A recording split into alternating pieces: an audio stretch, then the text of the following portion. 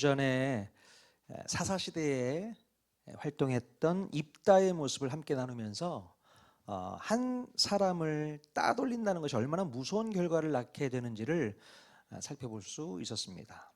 약한 사탄은 한 공동체를 무너뜨리고 약화시키기 위해서 인간의 죄성을 자극하고 공격해서 한 공동체에 속한 누군가를 따돌리도록 배후에서 조종을 하게 됩니다. 이렇게 공동체로부터 따돌림을 당한 사람은 크나큰 상처를 얻게 되고 또 그것으로 인해 큰 고통을 안고 살아가게 되죠. 하지만 이 문제는 여기서 끝나지 않고요. 또 다른 문제로 이어지게 된다고 말씀드렸습니다. 마음의 상처를 받은 사람은 결국 그 상처를 여러 모양으로 밖으로 표출을 해서 또 다른 사람에게 상처를 안겨다 주는 또 다른 결과를 낳게 되는 것을 볼 수 있습니다.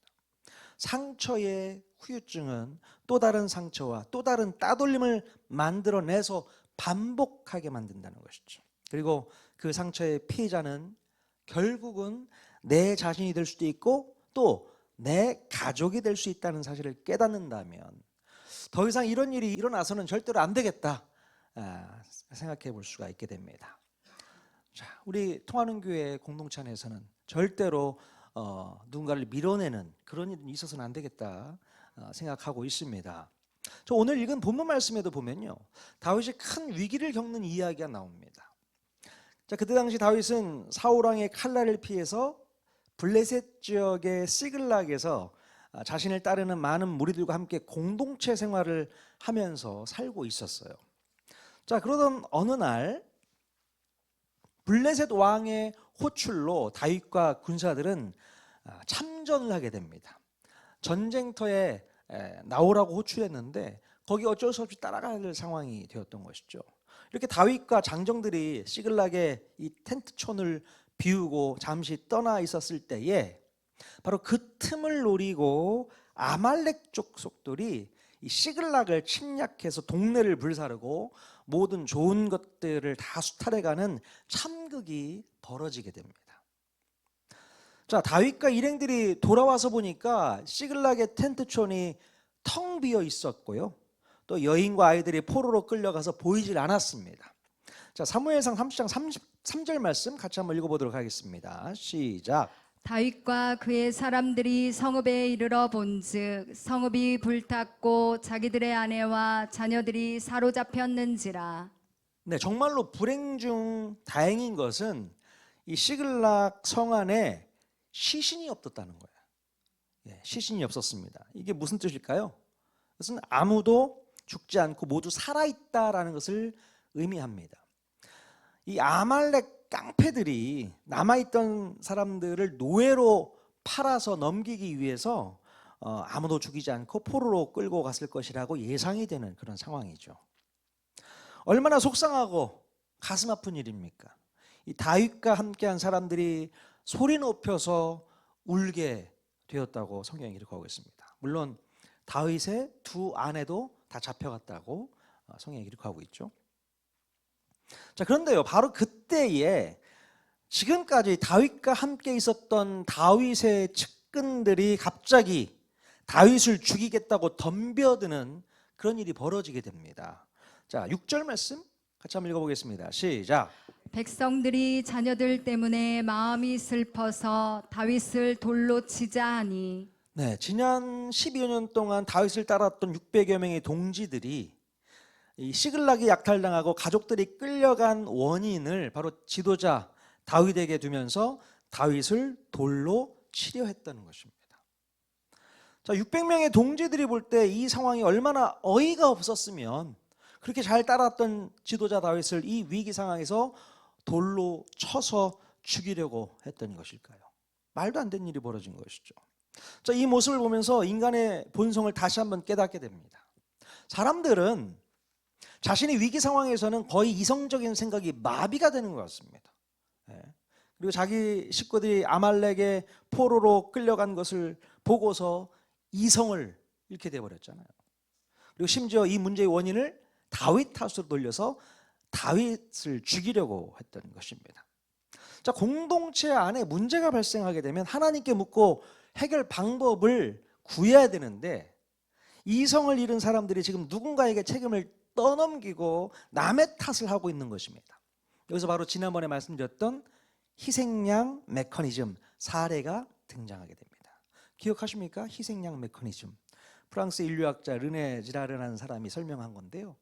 희생양 메커니즘이 뭐라고 말씀드렸어요? 바로 공동체 내부의 갈등이 커질 때에 그 분노를 한 곳으로 모아서 해소하기 위해서 무고한 사람을 희생양으로 삼는 본능이 인간에게 있다라고 설명을 해드렸었죠. 이 한 사람에게 희생양 프레임을 씌워서 공동체에서 따돌리고 밀어냄으로써 지배력을 탄탄히 하고자 하는 인간의 심리를 바로 이 본문 말씀에서도 우리가 발견할 수 있게 됩니다. 자, 여기서 보면 그 대단한 다윗도 사람들로부터 따돌림을 받고 심지어 집단 폭행으로 이어져서 목숨을 잃을 뻔한 끔찍한 사건을 경험하게 되죠.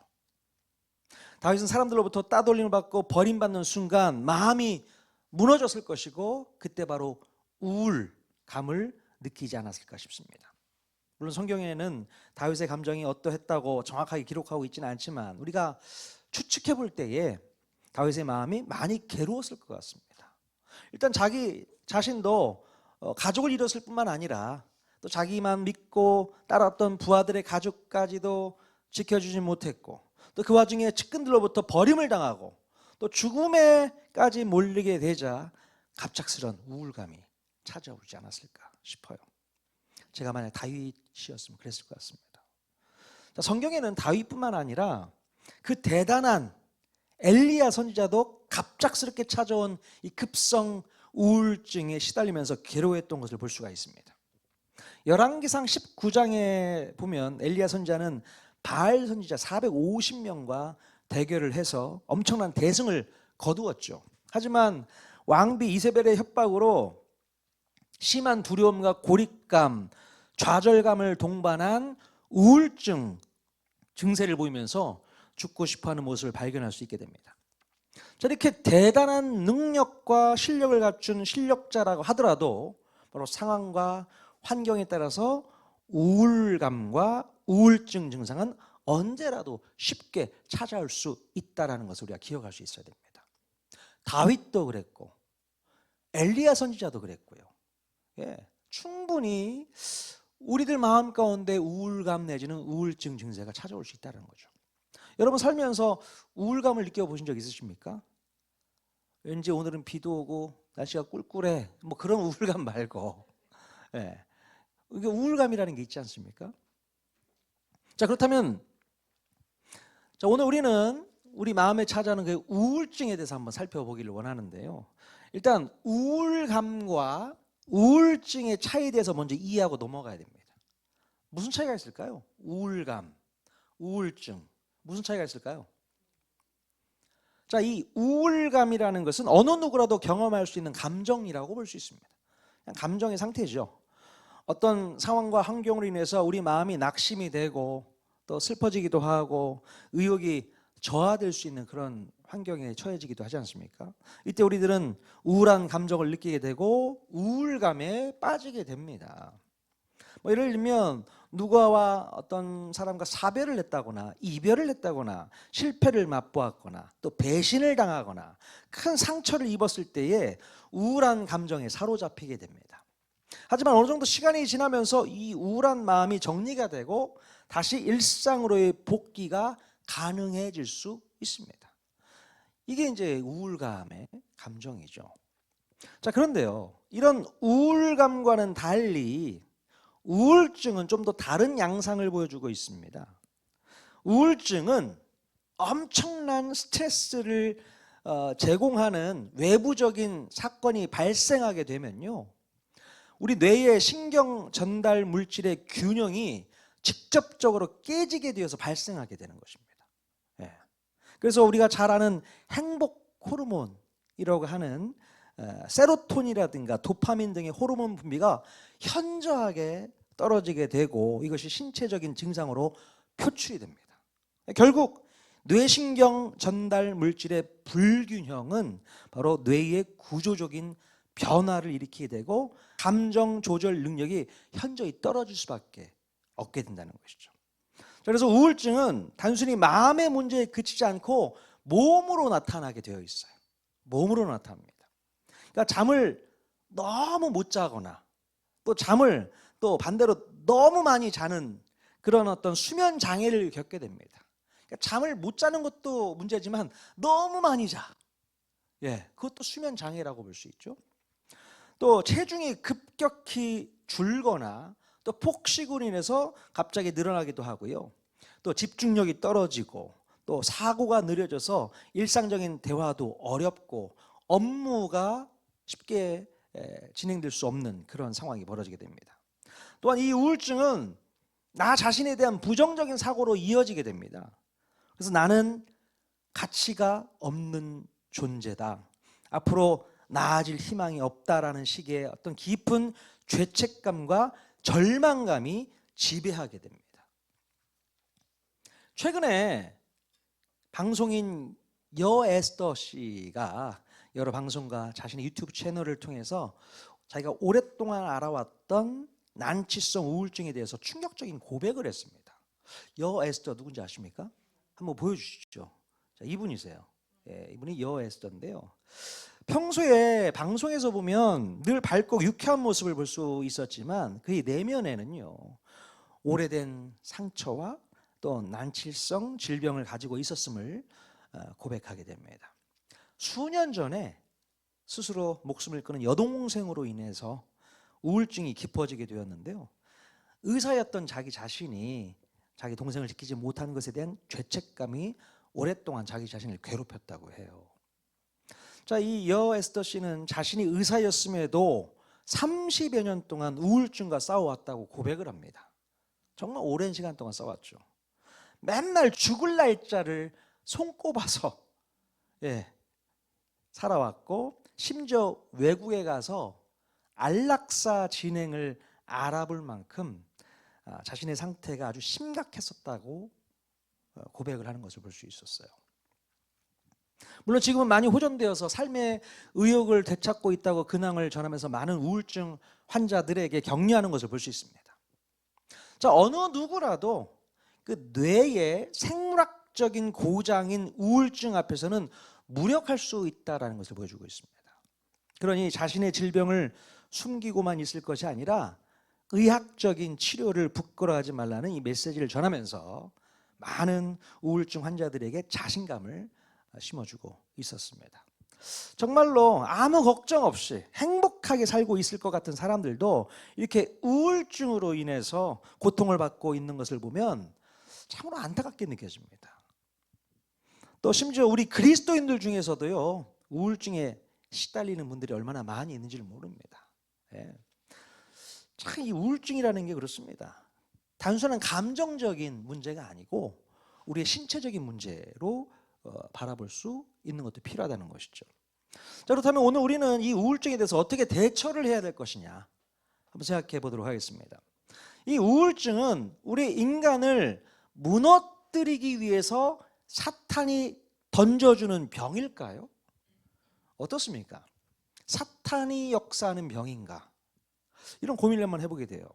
우리가 먼저 분명히 해야 될 것은요, 우울증 자체를 모두 사탄의 역사로 단정 지을 수는 없지만 사탄은 반드시 우울한 상태와 기분을 매우 적극적으로 이용한다는 사실입니다. 이게 사탄의 역사인 거예요. 그러니까 모든 우울의 감정들을 사탄의 역사라고 말할 수는 없어요. 하지만 그 상태를 사탄이 적극적으로 이용한다는 겁니다. 그래서 그것을 틈타고 들어온다는 것이죠. 그래서 누구에게나 찾아올 수 있는 그 우울감을 우울증으로 확대시키려고 하는 것이 사단의 역사인 것입니다. 자, 이렇게 그렇다면 우리의 이 우울한 감정에 사탄은 어떤 식으로 찾아오게 될까? 몇 가지 이야기를 한번 나눠보면요. 첫 번째는요, 스스로를 고립시키도록 조장하게 됩니다. 사단이 그렇게 역사를 합니다. 스스로 고립되게 만들어버려요. 자, 우울할 때 가장 먼저 드는 생각이 뭡니까? 아무도 나를 이해하지 못해. 나는 혼자야. 뭐 이런 식의 생각을 하게 되죠. 사탄은 우리를 어떻게 공격하게 되냐면 공동체로부터 끌어내리려는 전략을 쓰는 거예요. 예. 그래서 스스로 동굴 안으로 들어가게 만들고 다른 사람들과의 접촉을 차단하게 됩니다. 예. 그래서 모든 연락을 다 끊고 못한다고 하죠? 잠수 탄다고 하죠. 관계를 다 끊어버려요. 잠수 탑니다. 사탄이 제일 좋아하는 게 혼자 있도록 내버려 두는 거죠. 예. 혼자 있는 것을 사탄이 제일 좋아합니다. 왜요? 혼자 있으면 공격하기가 쉽기 때문에 그렇습니다. 그럼 절대로 혼자서 버티려고 하지 말고 누군가에게 도움을 요청하셨으면 좋겠습니다.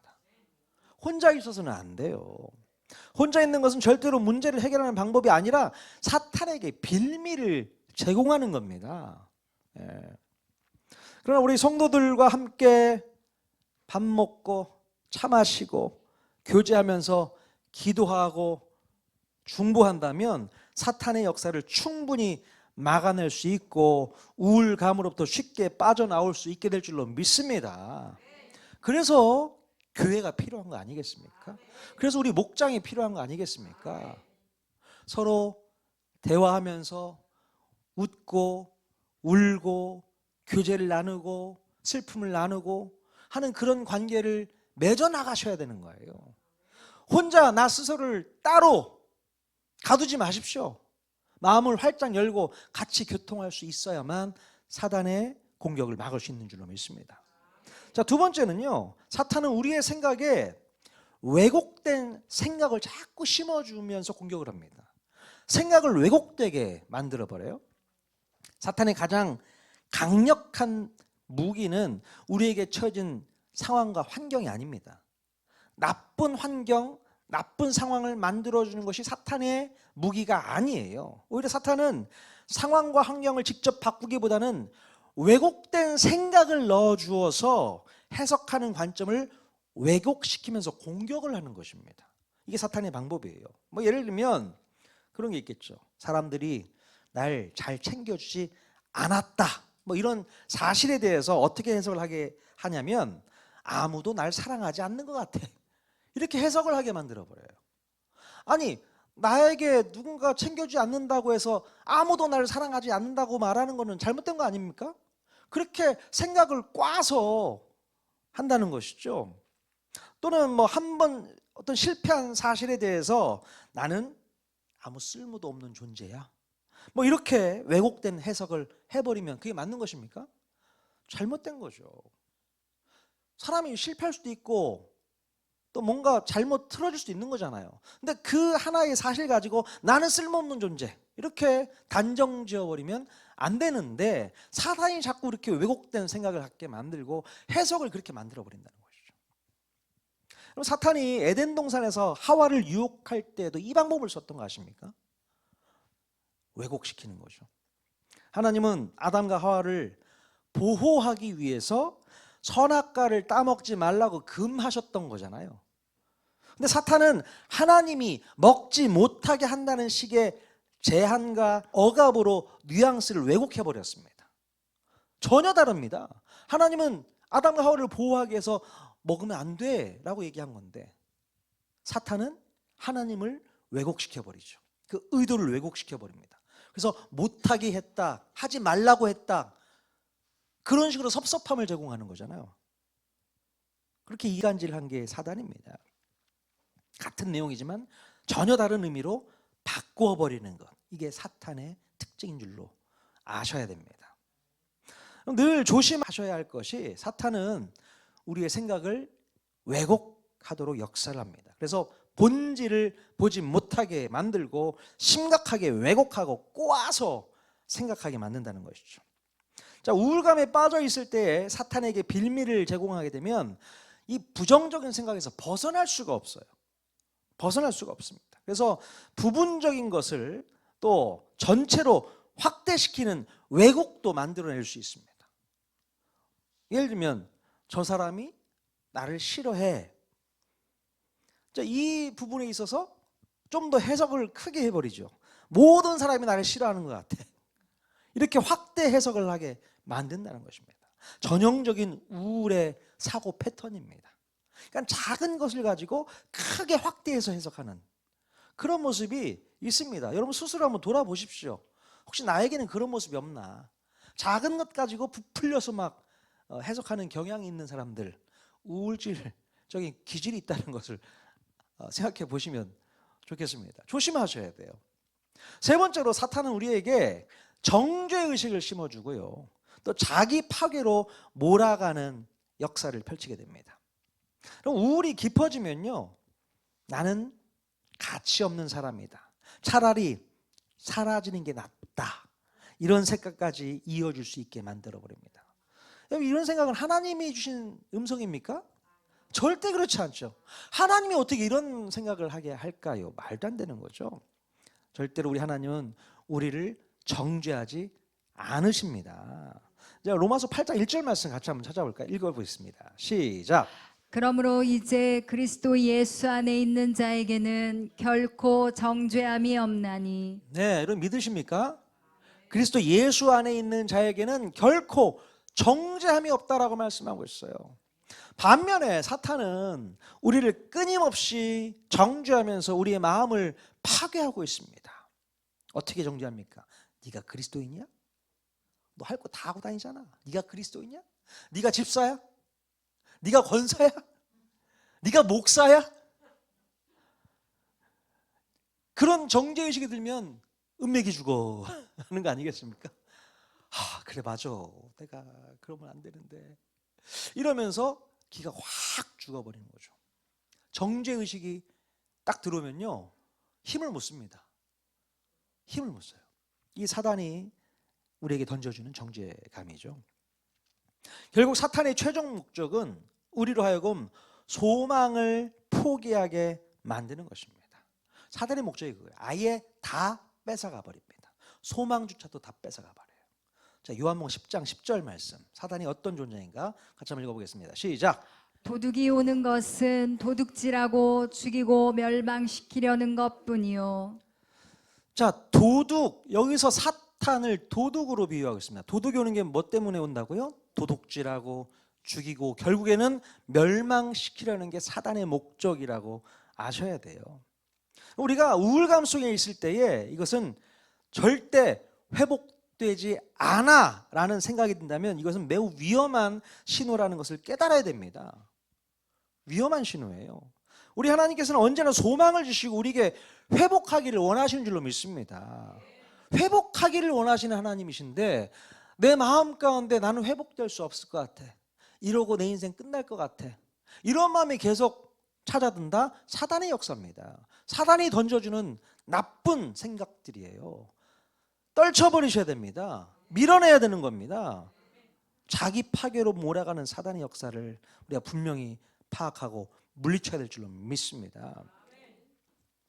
자, 그렇다면 우리는 어떻게 이 사탄의 역사를 물리칠 수 있을까? 오늘 본문에 보면 매우 분명하게 길을 제시해주고 있어요. 사무엘상 30장 6절 말씀 같이 한 목소리 읽겠습니다. 시작. 다윗이 크게 다급하였으나 그의 하나님 여호와를 힘입고 용기를 얻었더라. 네, 다윗이 지금 상황이 어떤 상황이라고 했어요? 너무나도 다급한 상황이죠. 지금 온 가족들이 다 포로로 끌려간 상황이잖아요. 그리고 자기의 잘 따랐던 측근들이 자기를 죽이려고 하는 상황이란 말이죠. 몰아내 버리려고 하는, 자기를 죽이려고 하는 그런 다급하고 또 많이 외롭고 또 우울한 마음이 가득한 이 상황에서 다윗은 어떻게 자세를 취하게 됩니까? 바로 하나님 여호와를 힘입고 용기를 얻었다라고 얘기하고 있습니다. 이것이 다윗의 큰 장점이라고 저는 생각해요. 어떤 상황에서도 힘을 잃지 않고 여호와 하나님의 힘을 힘입어서 용기를 잃지 않고 나아갈 수 있었다라는 사실입니다. 저는 이 말씀 한 구절만 알고 있어도 이 땅을 살아가는데 큰 힘을 얻을 수 있게 되지 않을까 생각이 들어요. 가장 중요한 것은 하나님께 우리의 시선을 돌려드려야 된다는 겁니다. 우리 시선이 하나님을 향하고 있어야 된다는 것이죠.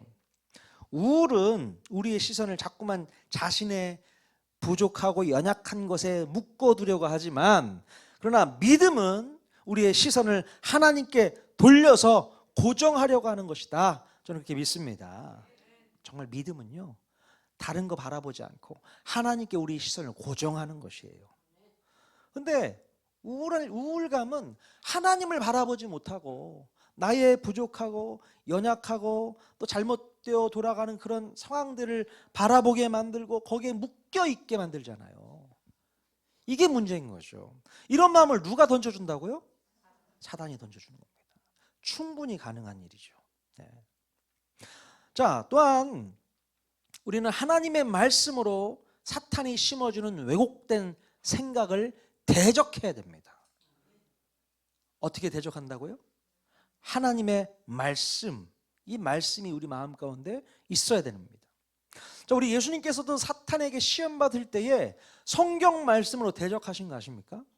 기록되었으되, 구약에 있는 성경 구절을 가지고 디밀면서 기록되었으되 하면서 사탄에게 대적하는 것을 볼 수 있습니다.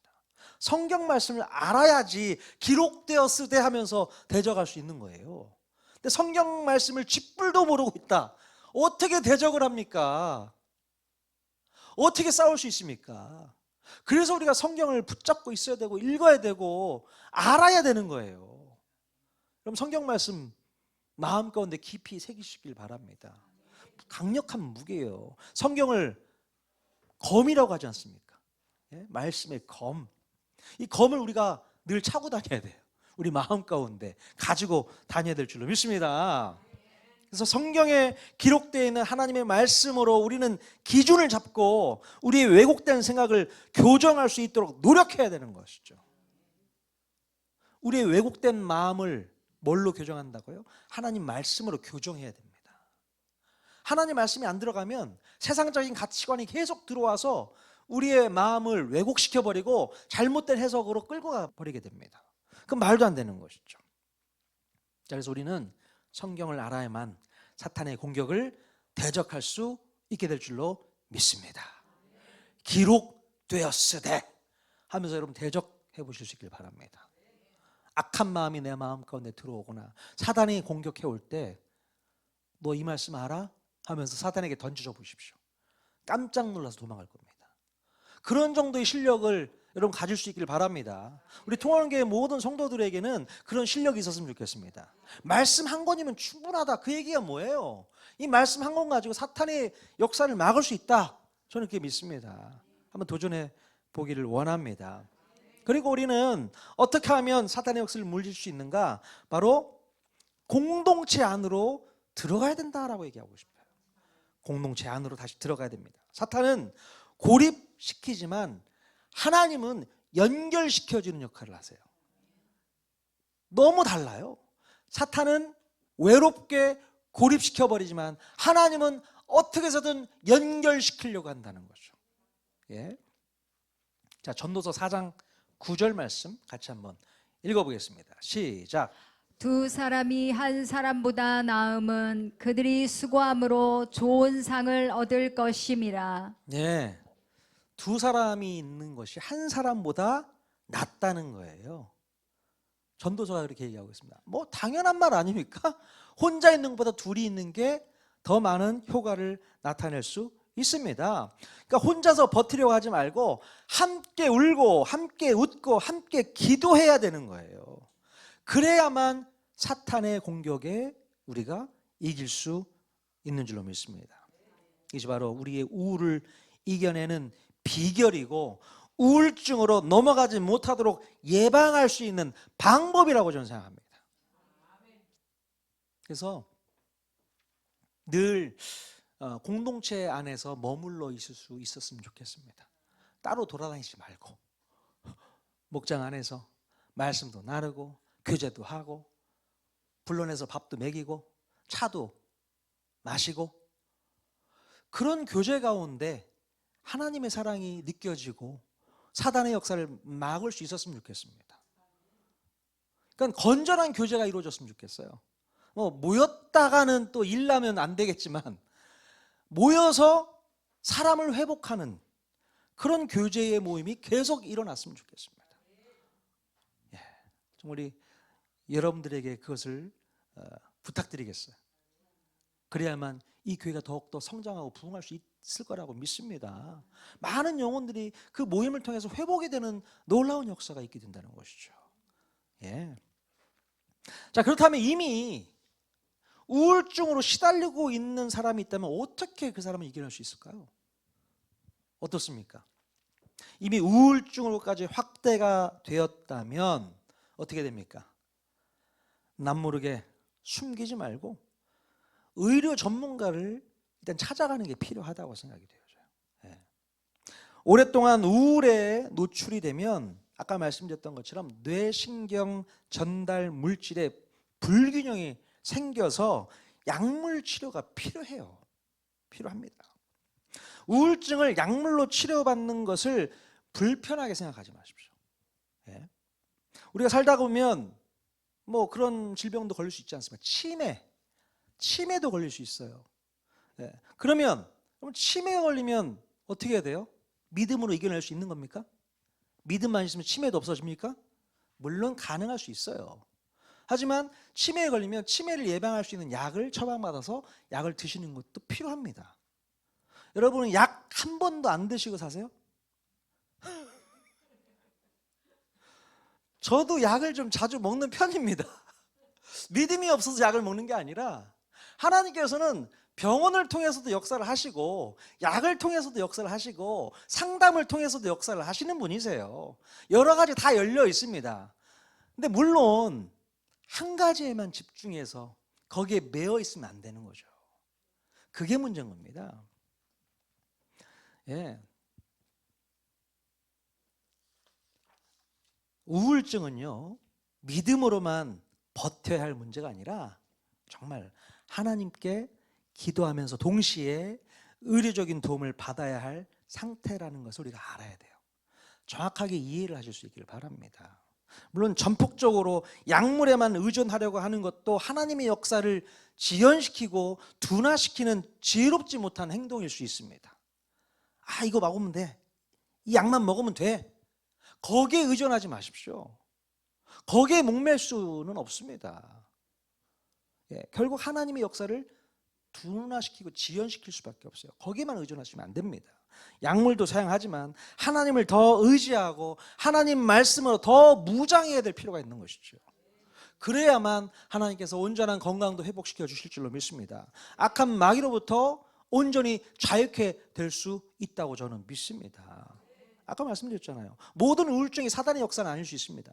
하지만 우리의 우울을 타고 들어오는 것이 사단의 교묘한 수법이에요. 적극적으로 타고 들어옵니다.